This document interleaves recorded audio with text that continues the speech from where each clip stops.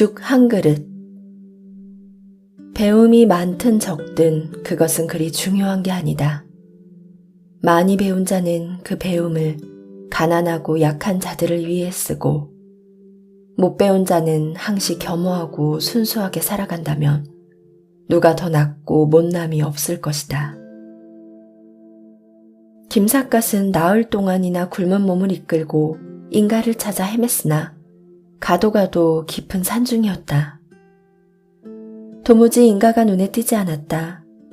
오죽하면 눈에 헛것이 보이기 일쑤였는데 저 멀리 초가집에서 굴뚝 연기가 모락모락 피어나는 게 보인다 싶어 힘을 내서 달려가 보면 쓰러진 고목이 우뚝 서 있고, 밥 짓는 냄새가 난다 싶어 뛰어가자면 어느 짐승의 배설물만 널브러져 있을 뿐이었다.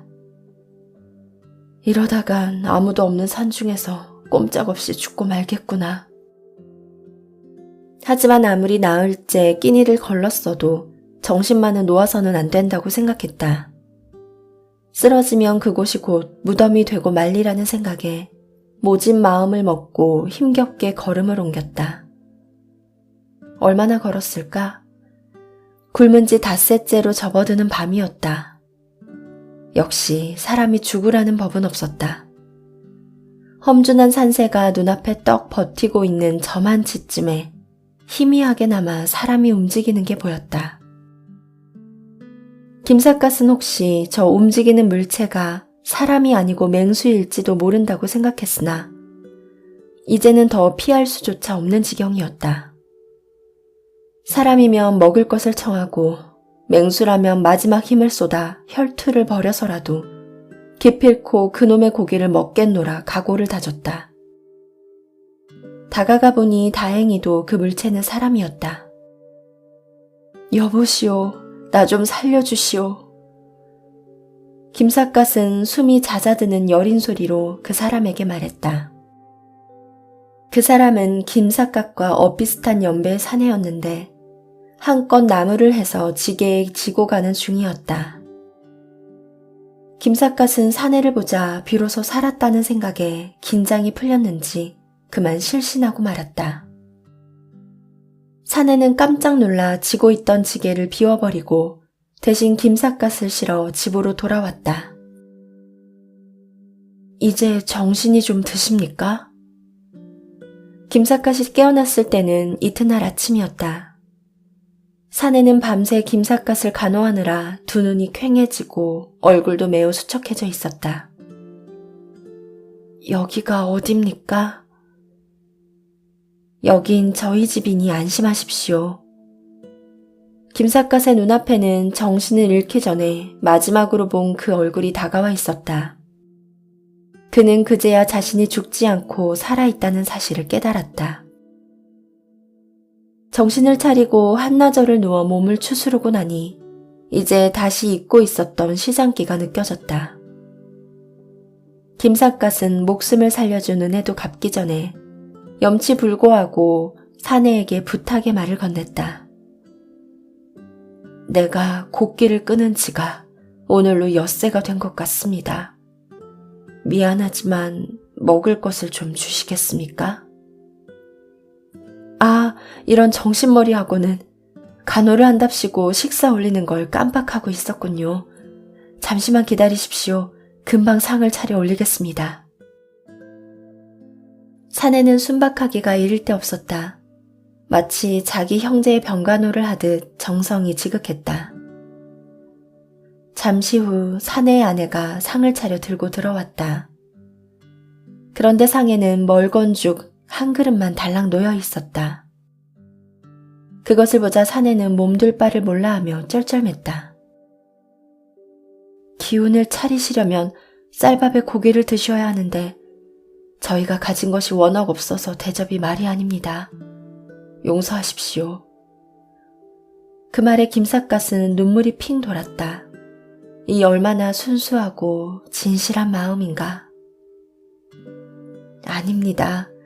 오랫동안 곡기를 끊어온지라 지금 쌀밥을 먹으면 창자가 놀라서 곧 탈이 나고 말 것입니다. 오히려 지금은 죽이 안성맞춤입니다. 두루 제 형편을 헤아려 대접해 주시니 제가 오히려 고맙습니다. 김삿갓은 감사한 마음으로 죽을 달게 먹고 나서 사내에게 말했다. 저 역시 가진 것이 없는 사람이다 보니 은혜를 갚을 길을 찾지 못하겠습니다. 그저 가진 거라고는 쥐꼬리만한 글재주뿐이니 담례로 시 한 수 지어드리겠습니다. 그러고는 이내 시를 지어 사내에게 주었다.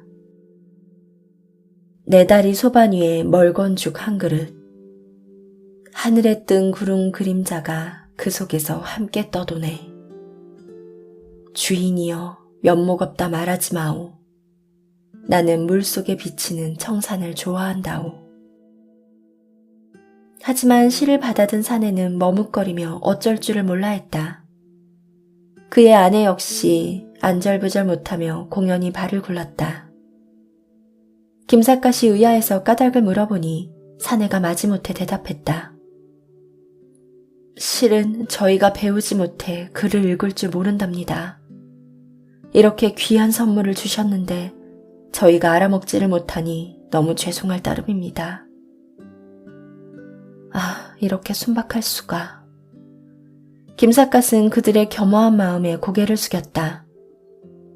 그들 부부야말로 이 세상에 아무것도 부러울 게 없이 살아가는 사람들이라는 생각이 들었다.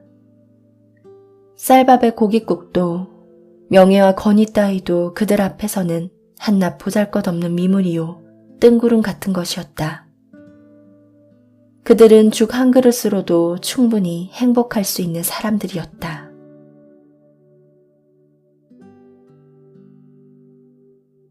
물에 빠진 구두쇠 영감. 사람이 죽을 때 돈까지 꿰차고 갈 수는 없다. 그런데 물에 빠져 죽게 된 상황에서도 사례금은 줄 수 없으니 그런 줄 알고 살려달라고 애원하는 구두쇠 영감이 있었다. 경상도 지방을 유랑하던 김삿갓이 어느 마을에 들어갔는데 그곳에는 지독한 노랑이 영감이 하나 있었다. 그 영감은 10서너 살부터 장사를 시작해 수십 년 동안 먹지도 입지도 않고 오로지 돈만 모아 지금은 거부가 되었다.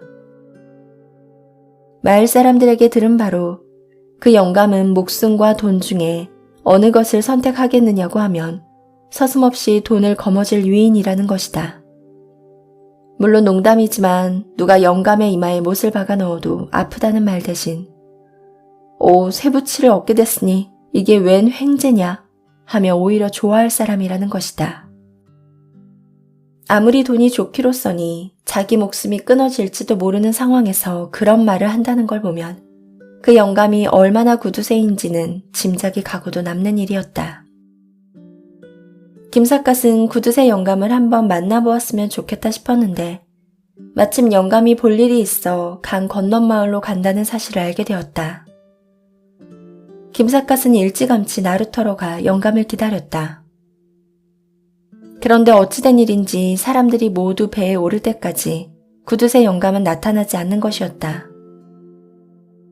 무슨 일이 생겨 외출을 하지 않는 모양이군. 김삿갓은 돌아가려다가 혹시나 하여 사람 하나를 붙잡고 물어보았다. 혹시 구두쇠 영감님이 저 배에 타셨소? 예, 저기 다 떨어진 갓을 쓰고 있는 노인이 바로 구두쇠 영감이오.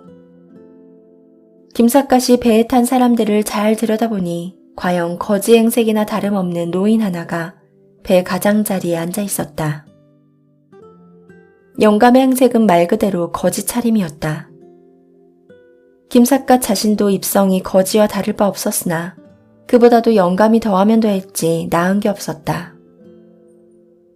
아무리 구두쇠라고 해도 명색이 거부라는 사람이 저토록 거짓골을 하고 있다니 상상조차 하지 못했어.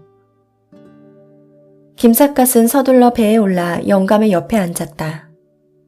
천천히 배가 떠나기 시작할 즈음 김삿갓은 슬며시 영감에게 말을 붙였다. 영감님, 어디 가시는 길입니까? 영감은 김삿갓을 흘쩍 흘겨보더니 강 건너 하고 짧게 대답했다. 강 건너에 무슨 볼일이 있습니까? 그러나 한참을 기다려도 영감은 대답하지 않았다. 하도 대답이 없기에 김삿갓은 다그치듯 몇 차례 더 질문을 던졌다. 하지만 영감은 갑자기 벙어리가 되었는지 입을 열지 않았다. 그때 옆에 있던 사내가 딱하다는 듯 혀를 차며 김삿갓에게 말했다. 헛고생이요. 저 영감님은 이제 한마디도 안 할 거요. 아니, 왜 말씀을 안 하신단 말입니까? 말을 하면 그만큼 힘을 쓰게 되잖소? 그러면 배도 쉬고 파지고 무슨 말인지 알아듣겠소? 김삿갓은 그제야 영감이 입을 다물고 있는 이유를 알 것 같았다. 쓸데없는 데 기운을 쓰지 않겠다는 뜻이었다. 그런 노랑이가 있다는 말을 듣긴 했으나 그저 웃어보자고 지어낸 소리인 줄 알았더니 바로 옆에 그런 이가 있었던 것이다. 그런데 배가 중류쯤에 이르자 문제가 발생했다. 구두쇠 영감이 자리를 옮기려다가 기우뚱하더니 그만 물에 빠지고 만 것이었다. 헤엄을 못 치는 영감은 두 팔을 허우적거리며 몸부림을 쳤다. 하지만 영감을 구하려는 사람이 아무도 없었다. 그도 그럴 것이 영감은 이렇게 외치고 있었다. 나를 건져줘도 사례금은 한 푼도 못 주네. 그런 줄 알고 나 좀 살려주게. 아이고 사람 죽네.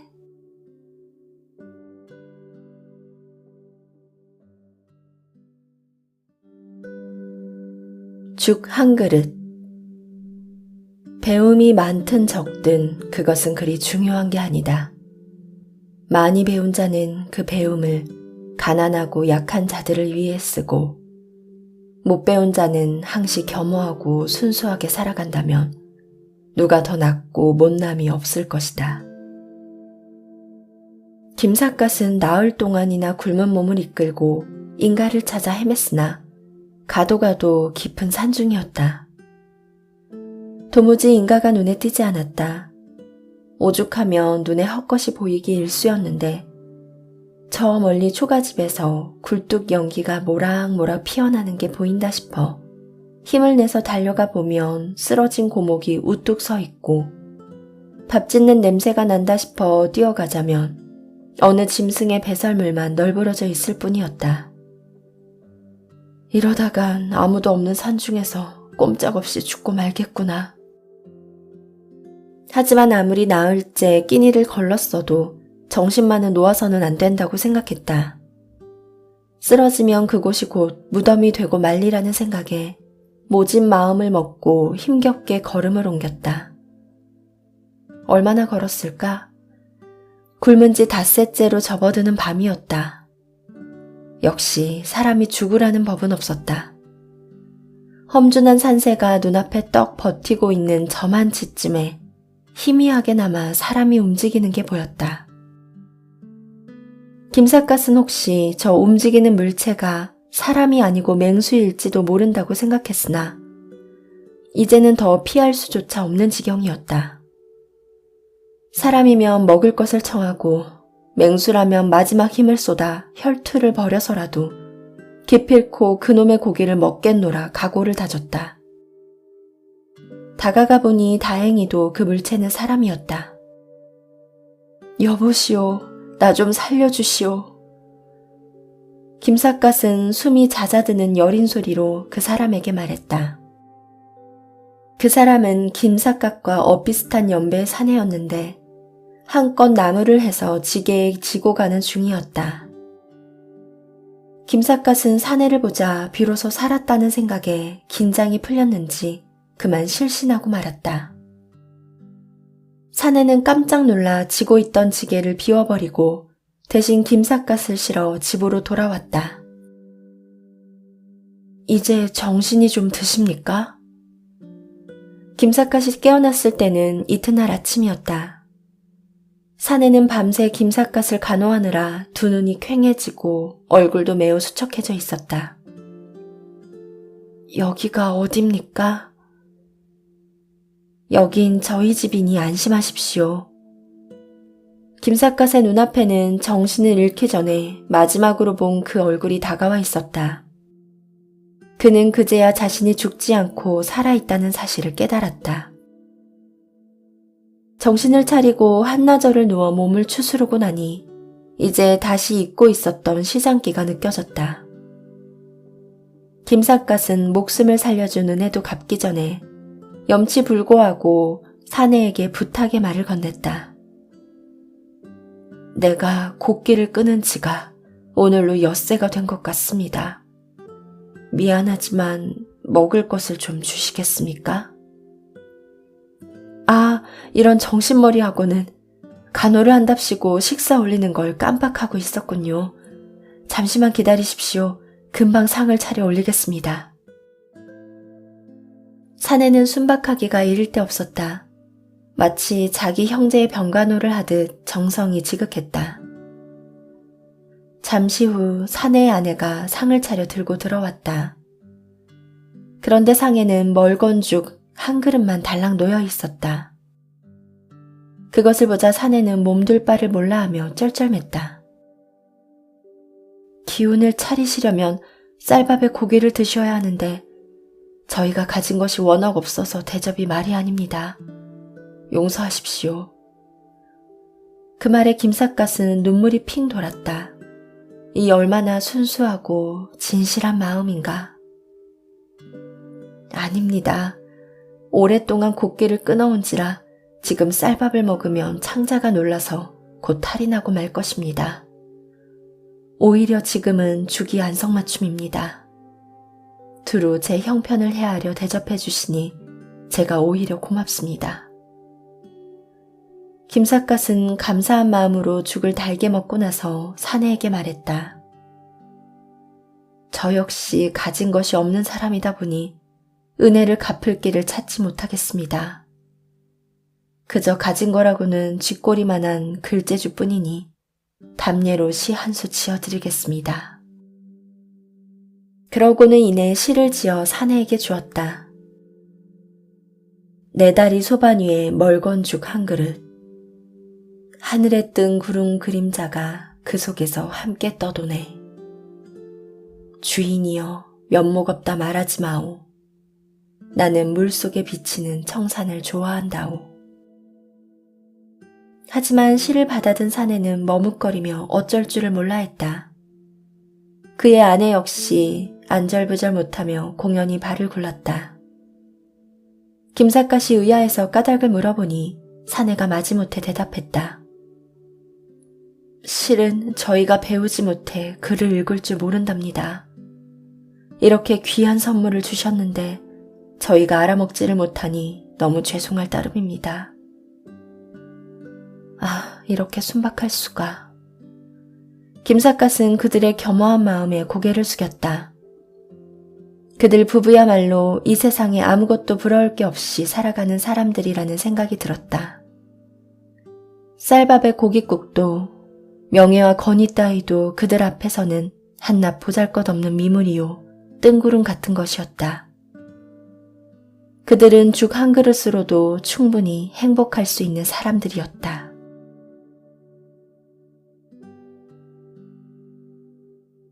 물에 빠진 구두쇠 영감. 사람이 죽을 때 돈까지 꿰차고 갈 수는 없다. 그런데 물에 빠져 죽게 된 상황에서도 사례금은 줄 수 없으니 그런 줄 알고 살려달라고 애원하는 구두쇠 영감이 있었다. 경상도 지방을 유랑하던 김삿갓이 어느 마을에 들어갔는데 그곳에는 지독한 노랑이 영감이 하나 있었다. 그 영감은 10서너 살부터 장사를 시작해 수십 년 동안 먹지도 입지도 않고 오로지 돈만 모아 지금은 거부가 되었다.